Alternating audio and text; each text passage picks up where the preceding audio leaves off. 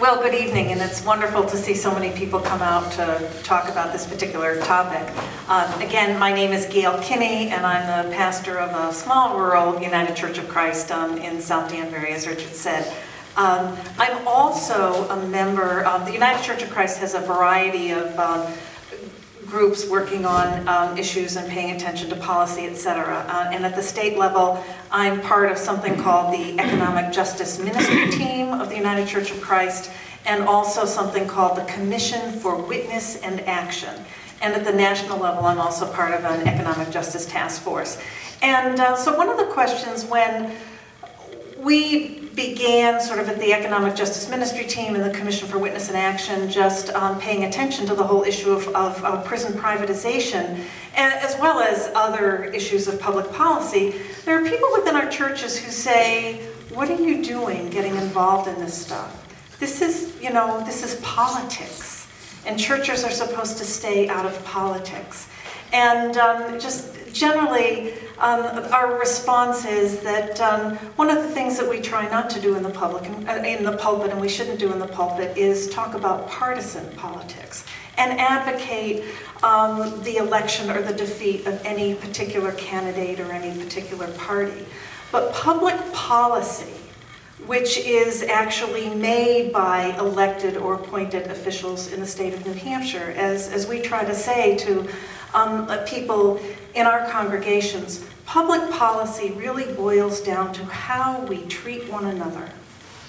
And so therefore it is a calling for us, people of faith, to really pay attention to the things that are happening in Concord or elsewhere where policy is made, how it really has an impact on how we as citizens of New Hampshire or citizens of this country or citizens of the world treat one another. And the issue of prison privatization really boils down to how we treat the captive in our midst.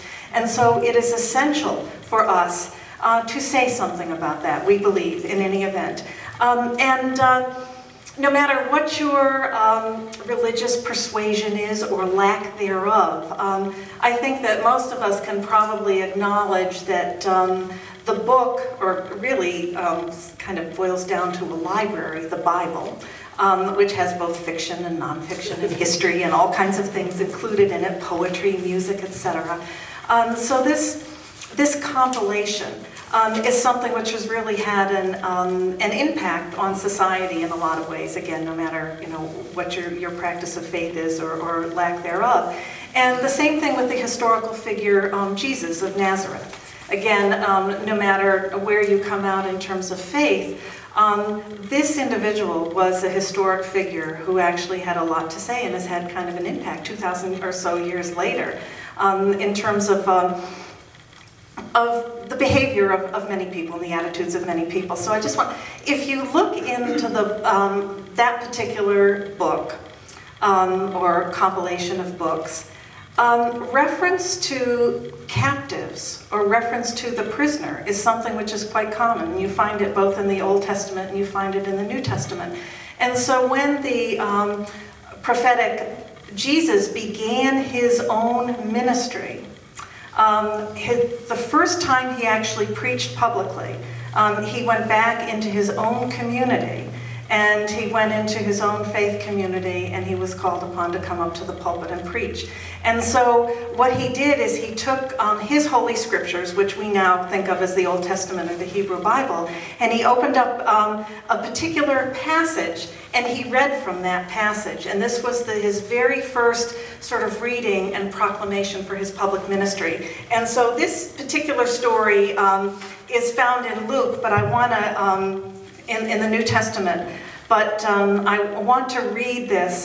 So Jesus goes up to the pulpit and he opens the scriptures, or the scroll at the time, to the book of Isaiah. And he says this: "The Spirit of the Lord is upon me, because he has anointed me to bring good news to the poor. He has sent me to proclaim release to the captives and recovery of sight to the blind, and to let the oppressed go free." And so he's already talking in his first public preaching in his ministry. He talks about, he makes reference to the captives. and how we should treat the captives. And just another passage from the book of Hebrews in the New Testament that I want to read as well says, "Remember those who are in prison as though you were in prison with them, those who are being tortured as though you yourselves were being tortured." And again, that's just a sampling of references to how we treat the captives. And so if some of your behavior is informed by faith, then rest assured that there is that sort of scriptural or imperative in regard to paying attention to the issue of captives and public policy around captives.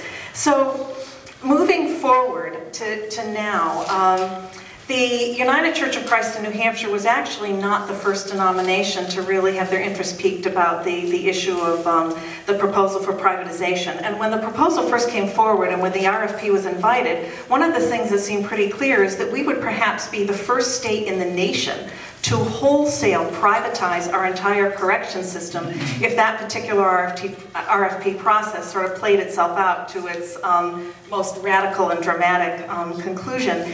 And that was of concern to us, of tremendous concern to a number of people of faith and a number of faith leaders and a number of congregations. And I believe it was the Episcopal Church that first spoke out. And Richard, if I have a few minutes to just read from a couple of the faith proclamations.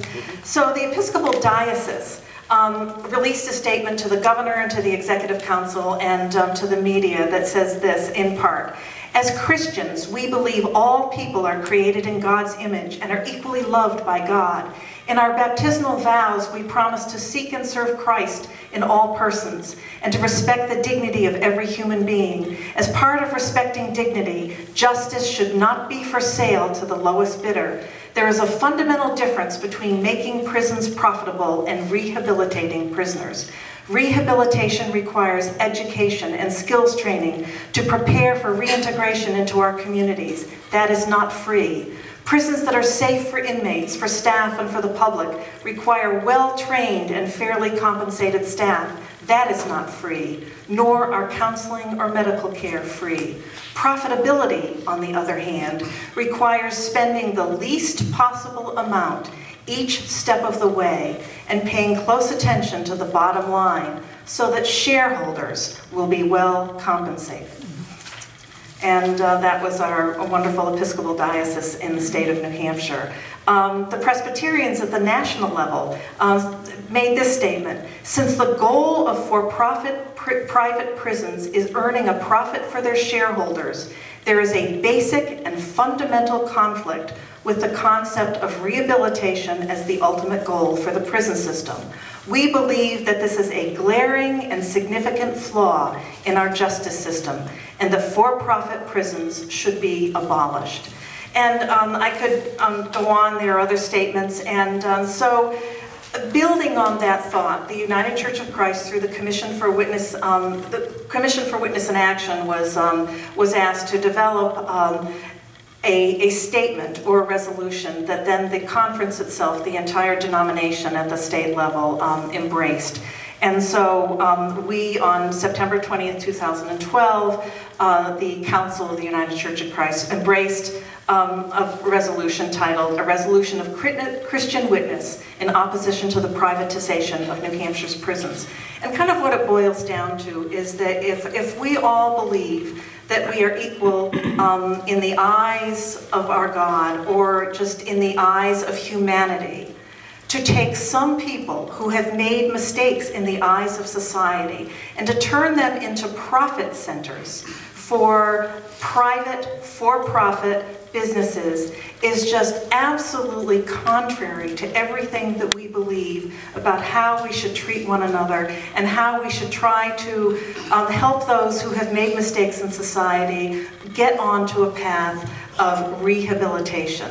Now, I could say there's a lot more that I'd like to say about this, the leaseback provision and why that too is seriously problematic, but at this point I want to give an opportunity for Jason to share some of his thoughts, and maybe we'll get back to that topic.